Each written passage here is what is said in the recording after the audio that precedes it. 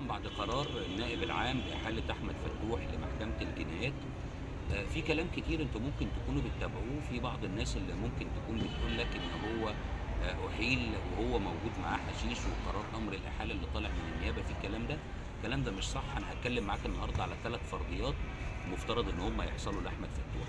الفرضية الأولانية إن هو أُحيل للمحكمة، وفي فرضية حقيقية هي اللي موجودة في أمر الإحالة. الفرضية الأولانية اللي هي موجودة عندنا اللي هو أُحيل بسبب تجاوز السرعة المقررة قانونًا، وبسبب تعاطيه مخدر الحشيش أثناء القيادة، وبالتالي تعاطيه ده تسبب في إنه قتل خطأ لأمين الشرطة طبعًا رحمة الله عليه اللي توفى نتيجة الحادث. هنا إذا حصل تصالح وإذا نجح محامين أحمد فتوح إن هم يعملوا تصالح مع أهل المجني عليه، فتوح هيُحاكم فقط عن القتل الخطأ. خلاص الناس هتكون قبلت الدية وقتها. هيُعاقب بعد كده وفقًا لقيادته بسرعة تجاوزت الحد المقرر قانونًا، وحالة إن هو يكون تحت تأثير المخدر دي هياخد فيها حبس سنة واحدة، قد تكون مع إيقاف التنفيذ أو مع التنفيذ. إذا راعت المحكمة مع الرأفة هتدّي له السنة مع إيقاف التنفيذ. إذا ما راعتش المحكمة الرأفة مع أحمد فتوح هيبقى الحبس مع الشغل.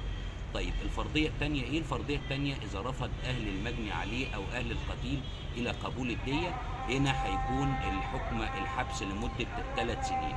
طب إيه هي الفرضية التالتة؟ الفرضية التالتة إن اللي كانت الناس بتتكلم عليها ودي مش هتحصل طبعًا.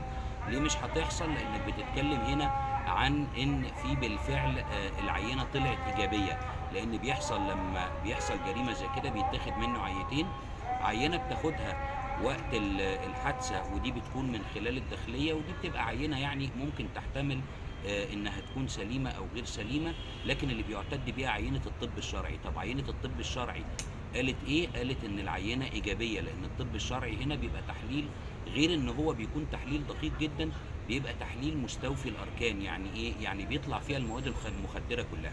يعمل لك تحليل حشيش وترامادول وكل الأمور اللي ممكن تكون محطوطة تحت جدول المخدرات اللي معروف طبعًا واللي طالع بيه قرار من وزارة الصحة. الفرضية دي مش هتحصل لإن العينة طلعت إيجابية بالفعل طبقًا للطب الشرعي. طبعًا يعني هو في كرب كبير وكرب عظيم، يعني نتمنى إن ربنا يخرّجه منه على خير، ونفس الوقت برضه أكيد إن أهل المتوفي أو أهل يعني القتيل برضه في كرب. يعني ربنا يصبّر الجميع. الموضوع صعب. أنا حبيت بس أوضّح لكم الأبعاد القانونية للموضوع ممكن تكون إيه.